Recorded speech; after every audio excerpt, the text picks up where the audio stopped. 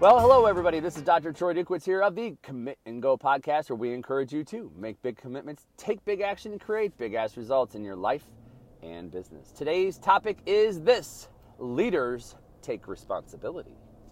So just a few days ago, my wife and I were preparing to take off for a date weekend. That's right. My wife and I went to Las Vegas for the Gwen Stefani show at Planet Hollywood, and we were gifted an additional night by my parents, who decided they would watch the boys for an extra night. So we got to have the whole weekend together. And as a result, then obviously we had some planning to do last week to make sure that come Thursday, we were ready, prepared, all set for this trip, so that Friday morning was quote-unquote seamless as we prepared Wyatt for school and dropped off Watson and Walker at Grandma and Papa's.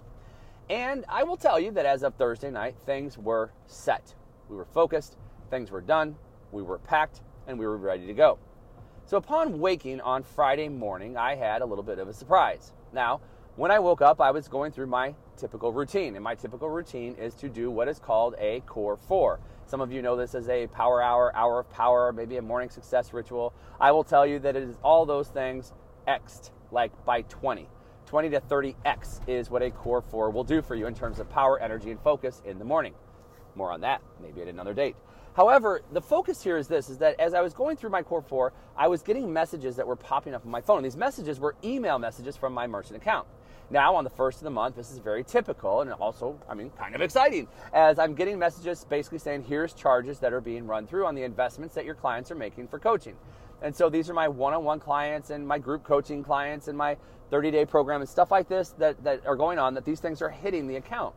And the only problem with this is that I should have been excited. However, I was getting irritated with each one that I saw. The reason for this is because days earlier, and actually a month earlier, I had switched merchant accounts. Now, in the last probably 7 to 10 days, my rep for the new company had told me that she would switch all the accounts over for me so that I didn't have to worry about it. And as the end of the week started to near and the first of the month was approaching, she also sent me an email letting me know that, hey, everything has been switched over, and I even shut off your other account. Account closed. I couldn't be happier. This is what she does for a living.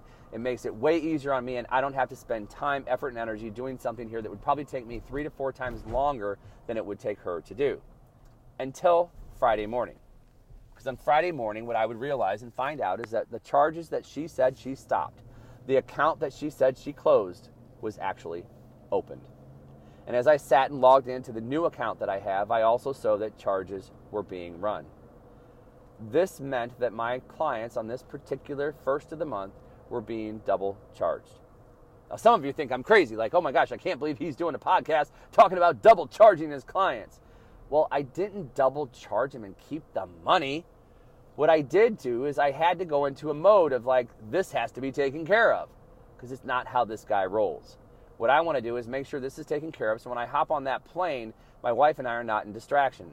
I want to take care of this so when I drop off my son at school, I'm not distracted. When I drop off my kids at Grandma and Papa's, I'm not distracted. And knowing that this had taken place, I knew that I needed to go into a mode of getting this stuff done before we left. Now, I am not going to sit here and try to act like I was all fine and dandy and life will be great in a bed of roses. I was pissed. I was pissed off at her for making a mistake. I was pissed off at her for lying to me and telling me that something was done that wasn't done. However, I also realized something in that very same moment. That leaders don't look for people to blame. Leaders find a way to get the job done. Period. End of story. And knowing that, I could not sit and waste my time, effort, and energy being pissed off at her. I had to find a solution. And I had to find it fast because I needed to be able to hang out with my boys before they went to school. I wanted to be able to hang out with them before we went to school. I wanted to make sure that this situation was taken care of so clients didn't wake up in the morning wondering what had happened to their accounts if they were being double charged. So there was a lot at stake here to get this stuff done and make sure that everything was tended to. Now, what would add to the frustration is when I went to my original account, the password had been changed. So I couldn't even get into the account that I had to get into to void the charges. This would cost me about an hour and a half in time of getting this work done. But I'm happy to say that after that hour and a half time, I had the situation under control and taken care of. Now, I'm still not happy with her. And in fact, I have and will stack her probably again. But By the way, a stack is a tool that we use in Commit and Go coaching, as well as something that we use as a part of the core 4 that I do every single day. More on that at another date. So I'm not happy with her. I'm not excited about what happened, but I also know, as I said earlier, like as a leader, though, you have to do what needs to get done. I sent her a text message. I sent her a message like, you need to contact me as soon as, it was early in the morning. You need to contact me as soon as possible. But I also said, don't touch my friggin' accounts. I am going to take care of this. I am going to make sure that my clients are taken care of because that's how I roll.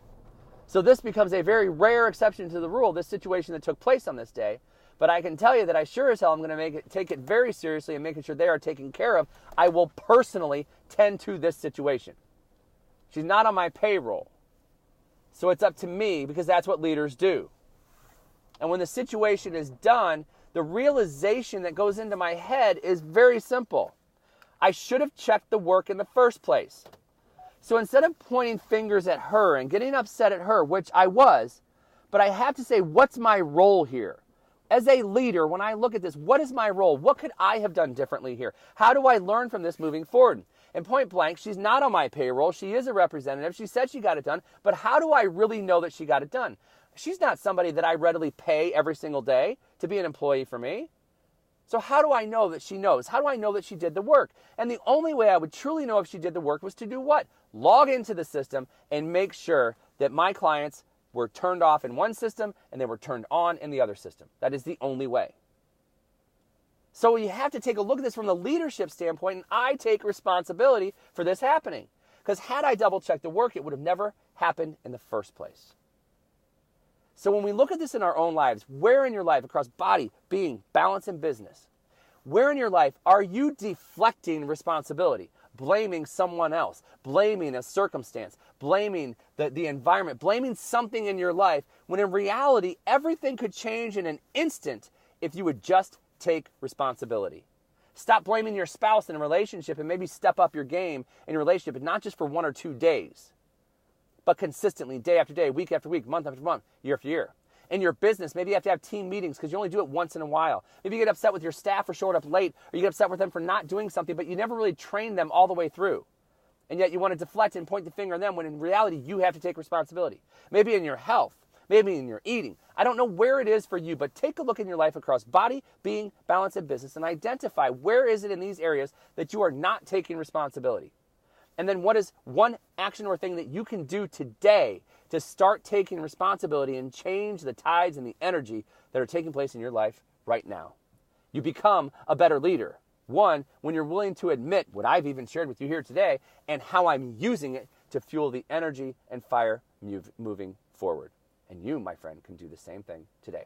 That's all I've got for you here today. Hey, if you haven't already, please, please, please subscribe, rate, and or review the iTunes. Go to iTunes, Google Play, or Stitcher for the podcast. Send it to your friends, relatives, loved one, coworkers. Hey, they can get this fire every day, Monday through Friday, just like you are. So I'd be completely honored if you go ahead and do that. And finally, head on over to www.commitandgo.com, where you can get my free time mastery program. It is an 8-module program. It's going to help you to master your time and stop bleeding and leaking energy throughout the course of your week. That equals more productivity, more energy, more focus. So please head on over there and do that today. That's all I've got for you here today. I am Dr. Troy Dukowitz. This has been the Commit and Go podcast, where we encourage you to make big commitments, take big action, and create big-ass results in your life and business. We'll hear you next time.